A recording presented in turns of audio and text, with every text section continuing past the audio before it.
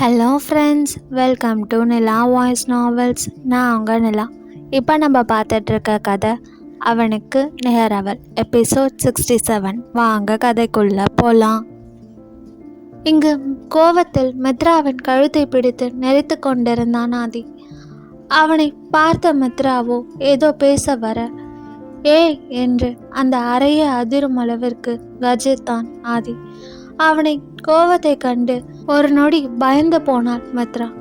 அதில் அவள் பயந்த விழிகளுடன் அவனை பார்க்க, அவனோ ஏண்டி எனக்கு இப்படி ஒரு துரோகத்தை பண்ண என்று உச்சஸ்தானியில் பற்களை கடித்து கொண்டு உயிர் வலியில் கேட்டான் ஆதி.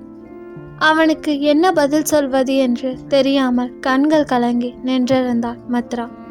பதில் சொல்லுடி, எனக்கு ஏன் இப்படி ஒரு துரோகத்தை பண்ண? எதுக்காக என் குழந்தைங்களை என்கிட்ட இருந்து மறைச்ச? இப்படி பண்ண உனக்கு எப்படி மனசு வந்தது? எனக்கு மட்டும் இல்லை, அவங்க 2 பேருக்கும் கூட நீ துரோகம் தாண்டி பண்ணியிருக்க. நான் உயிரோட குத்துக்கல்லு மாதிரி இருந்தோம் என் குழந்தைங்களை அப்பா இல்லாம 4 வருஷம் வளர விட்டுருக்க.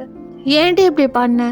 சொல்லுடி, ஏன் இப்படி பண்ண என்று கேட்டவனின் பிடி அவளின் கழுத்தில் இறுகியதை தவிர கொஞ்சம் கூட அவன் தளர்த்தவில்லை. அவனின் அந்த இறுகிய பிடியில் ஒரு நொடி மூச்சு விடவே சிரமப்பட்டாள் மித்ரா. ஆனால் அதையெல்லாம் கண்டு கொள்ளும் நிலையில் இப்பொழுது ஆதி துளியும் இல்லை. அவனோ கட்டுக்கடங்காத கோவத்தில் இருந்தான். அதில் மேலும் அவளை முறைத்தவன், உனக்கு என்ன பார்த்தா பைத்தியக்கார மாதிரி தெரியுதாடி? நீ என்ன பண்ணாலும் என்ன செஞ்சாலும் உன் பின்னாடியே வந்தல்ல, உனக்கு அப்படிதான் தெரிஞ்சிருக்கும். இந்த ஊர் உலகம், ஏன் நம்ம மொத்த குடும்பமும் கூட நீ செத்து போயிட்டன்னு சொன்னப்ப கூட இல்லை நீ உயிரோட தான் இருக்கன்னு சொல்லி இந்த உலகம் முழுக்க இந்த 5 வருஷமா உன்னை பைத்தியக்கார மாதிரி தேடுனல, உனக்கு என்னை பார்த்தா பைத்தியம் மாதிரி தான் தெரியும் என்று அவன் சொல்ல அழுகையுடனே பேச முடியாமல் இல்லை என்று தலையசைத்தாள் மித்ரா. அவளை பார்த்து விரக்தியாக சிரித்த ஆதியோ, நான் என்ன பண்ணேன்டி எனக்கு இப்படி ஒரு தண்டனையை கொடுத்த? இதுக்கப்புறம் நான் என்ன செஞ்சாலும் இதை என்னால் சரி பண்ண முடியாதேடி. என் குழந்தை உருவானப்போ நான் இல்லை, அவங்க பிறக்கிறப்போ முதல் தடவையாக நான் அவங்கள கையில் வாங்கலை, அவங்க முதல் தடவை பேசும்போது நான் இல்லை, அவங்க பர்த்டே அன்னைக்கு நான் இல்லை, அவங்க ஃபர்ஸ்ட் டைம் ஸ்கூலுக்கு போகும்போது நான் இல்லை. இப்படி ஒரு அப்பாவா அவங்களோட நான் இருக்க வேண்டிய எந்த ஒரு விஷயத்துலையும் நான் இல்லையேடி. இனிமே நான் நினச்சாலும் என் குழந்தைங்களோட நான் இருக்க முடியாதுல்ல. அவங்களோட முதல் சிரிப்பு, பேச்சு, இது எதையுமே நான் பார்க்க முடியாதுல்ல என்று கேட்டவனின் வலி மித்ராவிற்கு புரியாமல் எல்லாம் இல்லை. ஏண்டி இப்படி பண்ண? நீ முன்னாடி எல்லாம் என்னை புரிஞ்சுக்காம இருந்தப்ப கூட எனக்கு பெருசாக தோணுனதில்லடி, அது பெருசாக வலிச்சதும் இல்லை. ஆனால் இப்போ உனக்கு என்னை பற்றி நல்லா தெரியும். அப்படி இருந்தும் நீ என்னோட உணர்வுகளோட வலிகளோட விளையாடுறல. குழந்தைங்கள பற்றி நீ என்கிட்ட மறைச்சது எனக்கு எந்த அளவுக்கு வலியை கொடுக்கும்னு தெரிஞ்சே நீ இப்படி ஒரு விஷயத்த செஞ்சிருக்கல. நான் வலியோடு இருக்கணும்னு உனக்கு அவ்வளோ ஆசையாடி என்று கேட்டவனின் இதழிலோ ஒரு விரக்தி புன்னகை. அதை பார்த்த மித்ராவின் இதயம் உயிர் போகும் வலியை உணர்ந்தது. அப்படியெல்லாம் எதுவும் இல்லை தேவ் என்று அவள் பேச வர அவளை தடுத்தவனும், எனக்கு வலிகள் ஒன்றும் புதுசில்லடி, சின்ன வயசுலேயே பார்த்தது தான். அப்போதுலேருந்து இப்போ வரைக்கும் நான் நிறைய வலிகளை பார்த்துருக்கேன். 10 வயசில் அப்பா அம்மா எல்லாம் ஆக்சிடெண்ட்டில் இல்லாமல் போய் யாருமே இல்லாமல் தம்பி தங்கச்சியோட தனியாக இருக்கும்போது ஆறுதலுக்கு கூட அவங்க யாரும் இல்லாமல் படுற கஷ்டத்தை பார்க்க முடியாமல் என்னோட வலி வேதனையெல்லாம் எனக்குள்ளேயே மறைச்சிக்கிட்டு அவங்களுக்கு துணையாக நிற்கும்போது என் மனசுக்குள்ளே இருந்த வலியும் வேதனையும் மறைக்க கஷ்டப்பட்டிருக்கேன். பணத்துக்காக சொந்தக்காரங்கன்னு சொல்லி வந்தவங்க கிட்ட இருந்து அவங்கள பாதுகாக்க கஷ்டப்பட்டிருக்கேன். வீட்டில் வேலை செய்கிறவங்களே கேட்க யாரும் இல்லைன்ற காரணத்துக்காக அம்ருவை தூக்கிட்டு போக நினச்சப்போ அவங்க கிட்ட இருந்து அம்ருவை காப்பாற்றுறதுக்காக கஷ்டப்பட்டிருக்கேன். வீடு, சொத்து, நகை, பணம்னு எல்லாம் இருந்தோம் வீட்டில் சமைக்க எதுவுமே இல்லாமல் பசியோடு அவங்க இருக்கிறத பார்க்க முடியாமல் கஷ்டப்பட்டிருக்கேன். சமைக்க தேவையான பொருட்களை காசு எடுத்துகிட்டு போய் வாங்கலான்னா பணம் எல்லாம் பேங்க்கில் இருந்தது. பேங்க்குக்கு போய் எடுக்கிற அளவுக்கு வயசு இல்லை. கடைசியில் வீட்டில் இருந்த அம்மாவோட நகையை எடுத்துகிட்டு போய் சமைக்க தேவையான பொருட்களை எல்லாம் வாங்க போனால் அதை நான் திருடிட்டு வந்துட்டேன்னு சொல்லி என்னை போலீஸில் பிடிச்சி கொடுத்துட்டாங்க. ஒரு நைட் ஃபுல்லாக நான் எங்கே திருடினேன்னு கேட்டு போலீஸ் என்னை அடித்தாங்க. நான் அது என் அம்மாவோடதுன்னு எவ்வளோ சொல்லியும் கேட்கல. ஆனால் அவங்க அடித்த ஒவ்வொரு அடியும் என்னை மேலும் மேலும் இறுக்கமாச்சே தவிர ஒரு நொடி கூட அது எனக்கு வலியாக தெரியல. அதெல்லாம் ஒரு ஆழமான தடமாக என் மனசில் பதிஞ்சிச்சு. கடைசியில் அந்த நகையை அவங்களே எடுத்துட்டு அடுத்த நாள் என்னை வெளியில் விட்டுட்டாங்க. வீட்டுக்கு வந்து பார்த்தப்போ பசியோட மயங்கர நிலையில இருந்த அம்ருவை பார்க்குறப்போ என்ன செய்யறதுன்னு தெரியாமல் ஹாஸ்பிட்டல் கூட்டிகிட்டு போக கூட காசு இல்லாமல் அன்னைக்கு நான் அனுபவித்த வலி இருக்கே, அது இப்போவும் அழியா தடமாக என் மனசில் இருக்கு என்று சொன்னவன் அவளை ஒரு நொடி பார்த்து விட்டு, உனக்கு என்ன ஏடியா மட்டும்தானே தெரியும், ஆனால் இப்போலேருந்து எனக்கு 18 வயசு ஆகிற வரைக்கும் எங்களோட படிப்புக்காகவும் சாப்பாட்டுக்காகவும் நான் செய்யாத வேலையே கிடையாது. எவ்வளோ சின்ன சின்ன வேலையாக இருந்தாலும் அதை நான் செஞ்சுருக்கேன். பகலில் மட்டும் இல்லை, நைட்லேயும் கூட என்று சொல்ல சொல்ல அவன் எந்த அளவிற்கு கஷ்டப்பட்டு இருக்கிறான் என்பதை உணர்ந்தவளுக்கு அதற்கு மேல் அவனின் வார்த்தையை கேட்கும் தைரியமில்லை. அதில் சட்டென்று தன் கைகளை உயர்த்திய மித்ரா அவனின் வாயை மூடினாள்.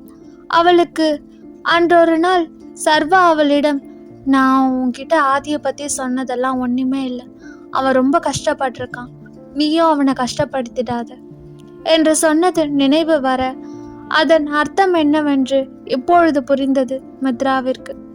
அவளின் கையை தட்டிவிட்ட ஆதியோ, இந்த மாதிரி என்ன, இதை விட பல வழிகளை நான் பார்த்துருக்கேன்டி, எனக்கு வலியோடு வாழறது ஒன்றும் புதுசல்ல, இது வரைக்கும் நான் என் லைஃப்பில் எதையும் தேடி போனதில்லை, பணம் பதவி புகழ் எல்லாமே அதுவாக தான் என்ன தேடி வந்தது. நான் தேடி போன ஒரே விஷயம் நீயும் உன்னோட காதலும் மட்டும்தான். நீயே என் வாழ்க்கை முழுக்க அழியாமல் இருக்க மாதிரி இப்படி ஒரு வழியை எனக்கு கொடுப்பேன்னு நான் நினச்சி கூட பார்க்கலடி என்று சொன்னவனின் கண்கள் மேலும் செவந்தது. அதில் அவளை பார்த்தவனோ, நீ நான் என்ன பண்ணாலும் நான் என் குழந்தைங்களோட வாழ தவறின இந்த 4 வருஷத்தை திருப்பி கொண்டு வர முடியாது என்று சொன்னவன் வெறுப்புடன் அவளை பார்த்து, உன்னை பார்க்கவே பிடிக்கலடி, இனி என் கண்ணு முன்னாடி வராத என்று சொன்னவன் அவளின் கழுத்தை விட்டு வேகமாக அந்த அறையிலிருந்து சென்று விட்டான். அவன் சென்றதும் தரையில் அமர்ந்தவள் கதறி அழுக ஆரம்பித்தாள். தன்னுடைய இந்த செயல் அவன் மனதை காயப்படுத்தும், அவனுக்கு தன்மேல் கோபத்தையும் வெறுப்பையும் கொண்டு வரும் என்பதை அவள் அறிவாள். ஆனால் அவன் இந்த அளவிற்கு காயப்படுவான் என்று அவள் துளியும் நினைத்து பார்க்கவில்லை. அவன் அவளை இன்னும் 4 அடி அடித்திருந்தால் கூட மித்ராவிற்கு அது பெரிதாக இருந்திருக்காது. ஆனால் அவனின் இந்த வலி நிறைந்த வார்த்தைகள் மித்ராவை உயிரோடு கொல்வது போலிருந்தது. குழந்தைகளுடனே தங்கிவிட்டான் ஆதி. அவன் மித்ராவை ஒரு முறை கூட பார்க்கவில்லை. ஒரு நாள் மித்ரா சமைத்து குழந்தைகளுக்கு பரிமாறி கொண்டிருக்க அதை ஆதிக்கும் அவள் பரிமாற செல்ல, ஆனால் தன் கை நீட்டி அவளை தடுத்தவனோ, எனக்கு வேண்டாம் என்று அவள் முகம் பார்க்காமல் சொன்னவன் குழந்தைகள் சாப்பிட்டு முடித்ததும் அவர்களை அழைத்து கொண்டு ஸ்கூலிற்கு சென்று விட்டான். அவர்களை ஸ்கூலில் விட்டுவிட்டு அவன் ஆஃபீஸுக்கு சென்று விடுவான். மீண்டும் குழந்தைகளை அழைத்து கொண்டுதான் வீட்டுக்கு வருவான். அவன் குழந்தைகள் இல்லாத நேரத்தில் நிச்சயம் ஆதி வீட்டுக்கு வரவே மாட்டான். அது மித்ராவிற்கும் நன்றாகவே தெரியும்.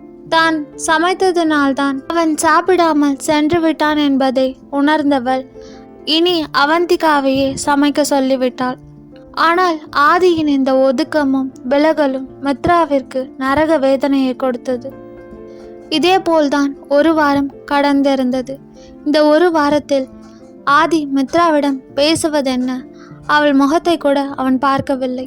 குழந்தைகள் அவனிடம் ஏன் அம்மாவிடம் பேசவில்லை என்று கேட்டபொழுதும் கூட ஏதேதோ சொல்லி அவர்களை சமாளித்தானே தவிர ஒரு வார்த்தை கூட பேசவில்லை. இரவு டைனிங் டேபிளில் அனைவரும் சாப்பிட அமர்ந்திருக்க அவர்களுக்கு பரிமாறி கொண்டிருந்த அவந்திகாவோ மேலே நிமிர்ந்து ஒரு முறை மித்ராவின் அறையை பார்த்தவள் இவர்களுக்கு பரிமாறி கொண்டிருக்க அதை பார்த்த ஆதியின் மகள் நிலாஷிகாவோ, என்னாச்சு ஆண்டி, ஏன் அம்மா ரூமையே பார்த்துட்டு இருக்கீங்க என்று கேட்க, அது இன்னும் உங்கள் அம்மா சாப்பிட வரலல்ல நிலா குட்டி, அதான் பார்த்துட்டு இருக்கேன் என்று சொல்ல அவளை பார்த்த நிலாவோ, என்னாச்சு ஆண்டி உங்களுக்கு, அம்மா தான் எப்போவும் நைட்டில் சாப்பிட மாட்டாங்கன்னு தெரியும்ல என்று சொல்ல அதில் ஒரு நொடி யோசனையாக அவர்களை பார்த்தான் ஆதி.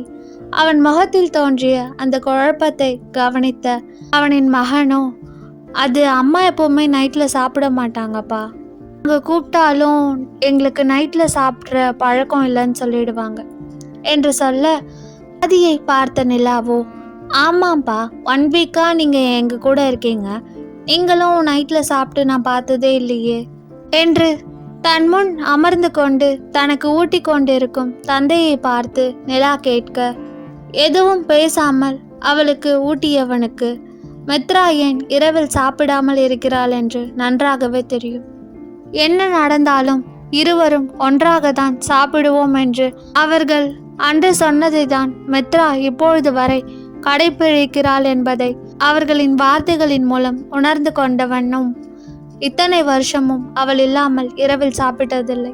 மீண்டும் அவந்திகாவை பார்த்த நிலாவோ, என்னாச்சு ஆண்டி, அதான் அம்மா நைட்டில் சாப்பிட மாட்டாங்கல்ல, ஏன் இன்னமும் பார்த்துட்டு இருக்கீங்க என்று கேட்க, அது இல்லை நிலாமா, மித்ரா காலையிலேருந்தே சாப்பிடல, நானும் மதியமே போய் கேட்டேன், ஆனால் அவள் அப்புறம் சாப்பிட்றேன்னு சொல்லிட்டா, அதான் என்று அவர் தயங்க, ஏதாவது ஒர்க்கில் இருப்பாங்க ஆண்டி, நீங்கள் விடுங்க, அம்மா பசிச்சா சாப்பிடுவாங்க, உங்களுக்கே அம்மாவை பற்றி தெரியும்ல என்று ஆதியின் மகன் ஆரிய சித்தார்த் சொல்ல அதை கேட்டு தலையசைத்த அவந்திகாவோ, ஆமாம் ஆர்யா, அப்படி கூட இருக்கும் என்று சொன்னவர் அமைதியாக விட்டுவிட்டார். ஆனால் இதையெல்லாம் கேட்டுக்கொண்டிருந்த ஆதிக்கு தான் ஏதோ சரியில்லை என்று தோன்றியது. அதன் பின் குழந்தைகளை அறையில் தூங்க வைத்தவன் வெளியில் வர அப்பொழுது மித்ராவின் அறை கதவை தட்டி கொண்டிருந்தார் அவந்திகா. அவளை புரியாமல் பார்த்தவன் அவள் அருகில் சென்று என்னாச்சு என்று கேட்க ஏன் என்றே தெரியவில்லை. ஆதியை பார்த்தாலே அவந்திகாவிற்கு பயமாக தான் இருந்தது. அதில் அவள் பயந்து கொண்டு அமைதியாக நிற்க, ஆனால் அவனோ நான் கேட்ட கேள்விக்கு பதில் வேண்டும் என்பது போல் கூர்மையாக அவளை பார்த்து கொண்டிருந்தான். அதில் ஒரு நொடி பதறியவள், அது ரொம்ப நேரமாக கதவை தட்டினேன் சார், மித்ரா கதவை திறக்க மாட்டேங்கிறா என்று சொல்ல, அதில் குழம்பிய ஆதியோ கதவை தட்டியவன் பின் அந்த கைப்பிடியில் கை வைத்து திறந்து பார்க்க சட்டென்று அந்த கதவு திறந்து கொண்டது. அதில் ஒரு நொடி திரும்பி அங்கே நின்று கொண்டிருந்த அவந்திகாவை அவன் முறைக்க, அவளோ கதவை திறந்து பார்க்காததை நினைத்து திருட்டு மொழி மொழித்தாள். அதை கண்டு கொள்ளாத ஆதியோ அந்த அறை கதவை திறந்து கொண்டு உள்ளே செல்ல அங்கே பெட்டிலோ சுருண்டு படுத்திருந்தாள் மித்ரா. அவளை பார்த்த உடனே ஆதிக்கு புரிந்துவிட்டது அவளுக்கு உடல்நிலை சரியில்லை என்று. அதில் வேகமாக அவளின் அருகில் சென்றவன் அவளின் நெற்றியில் கை வைத்து பார்க்க அவளுக்கு ஃபீவராக இருந்தது. அதன் பின் அந்த அறையில் மெடிக்கல் கிட் எங்கிருக்கிறது என்பதை தேடி எடுத்தவன் அதிலிருந்த இன்ஜெக்ஷனை எடுத்து அவளுக்கு போட்டு விட்டு அங்கே நின்று இவர்களையே பார்த்து கொண்டிருந்த அவந்திகாவை அழுத்தமாக ஒரு பார்வை பார்த்தவன், அவளுக்கு சாப்பிட ஏதாவது எடுத்துட்டு வாங்க என்று சொல்ல, சரி என்று சொன்னவள் வேகமாக அந்த அறையிலிருந்து வெளியில் சென்று விட்டாள். ஆனால் ஆதி அவளின் நெற்றியில் கை வைக்கும் பொழுதே மித்ரா எழுந்து விட்டாள். ஆனால் அவளுக்கு இருந்த அந்த காய்ச்சலின் வீரியம் தாங்காமல் கண்கள் திறக்காமல் இருந்தவள் இப்பொழுது கொஞ்சம் கொஞ்சமாக கடினப்பட்டு தன் இமை பிரித்தவள் அவனை பார்க்க அவள் கண் திறந்திருப்பதை பார்த்தவன் வேகமாக அந்த அறையிலிருந்து வெளியே செல்ல போனான். சட்டென்று அவனின் கைகளை பற்றிய மித்ராவோ கண்களில் கண்ணீருடன் அவனை பார்த்தவள், என்ன மன்னிக்க மாட்டியாதே என்று கேட்க அவளை ஒரு நொடி அழுத்தமாக பார்த்த ஆதியோ, நான் உன் மேலே வச்சிருக்க லவ்க்காக ஒரு புருஷனா வேணா உன்னை மன்னிக்கலாம். ஆனால் 4 வருஷம் என் குழந்தைகளோட வாழ முடியாத ஒரு அப்பாவா என்னால் உன்னை மன்னிக்க முடியாது. அதுக்கு கொஞ்சம் டைம் ஆகும் என்று சொன்னவன் அந்த அறையிலிருந்து வெளியில் வர அரைவாசலில் நின்றிருந்தாள் அவந்திகா. அவளை ஒரு முறை பார்த்தவன் எதிரில் இருந்த குழந்தைகளின் அறைக்கு சென்று விட்டான். ஆதி சொல்லிவிட்டு சென்றதை கேட்ட மித்ராவின் கண்களில் கண்ணீர் கொட்டி கொண்டிருந்தது. என்னதான் அவன் உன்னை மன்னிக்க சிறிது நேரமாகும் என்று சொன்னது அவளுக்கு சற்று நிம்மதியாக இருந்தாலும் அவனின் இந்த பாராமுகமும் தன்னை விட்டு அவன் விலகி விலகி செல்வதும் அவளுக்கு வலியை தான் கொடுத்தது. அதில் கண்ணீருடன் படுத்திருப்பவளின் அருகில் வந்தாள் அவந்திகா. அவளை பார்த்தவுடன் தன் கண்களை துடைத்து கொண்டாள் மித்ரா. இருந்தும் அவள் வரும்பொழுதே மித்ரா ஆதியிடம் கேட்டதையும் அதற்கு ஆதி பேசியதையும் அவள் கேட்டுவிட்டாள். மேலும் அதை பற்றி பேசி மித்ராவை சங்கடப்படுத்த விரும்பாதவள் தான் கொண்டு வந்த உணவை அவளுக்கு கொடுத்துவிட்டு ஆதி கொடுத்த டேப்லெட்ஸையும் கொடுத்தவள் அவளை ரெஸ்ட் எடுக்கும்படி சொல்லிவிட்டு அந்த கதவை சாற்றி விட்டு வெளியில் வந்து விட்டாள்.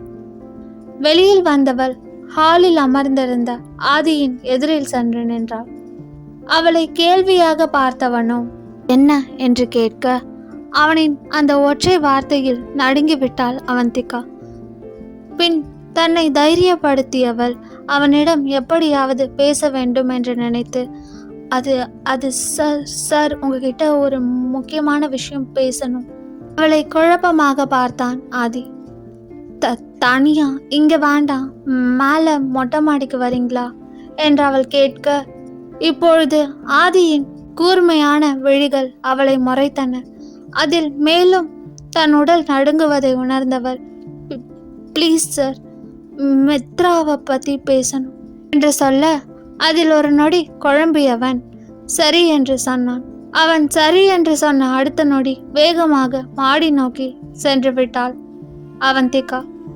அவள் சென்ற பின் சற்று யோசித்த ஆதியோ பின் குழந்தைகளின் அறைக்கு சென்றவன் அவர்கள் நன்றாக தூங்குகிறார்களா என்று பார்த்துவிட்டு அவர்களின் கதவை மூடியவன் மேலே செல்ல அங்கே அவனுக்காக நின்று கொண்டிருந்தாள் அவந்திகா.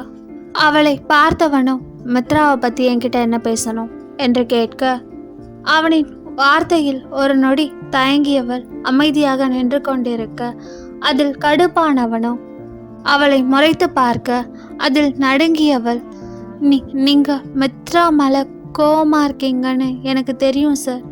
உங்கள் கோவம் நியாயமானது தான். ஆனால் மித்ரா ரொம்ப பாவம் சார். அவள் ஏற்கனவே ரொம்ப கஷ்டப்பட்டுட்டா.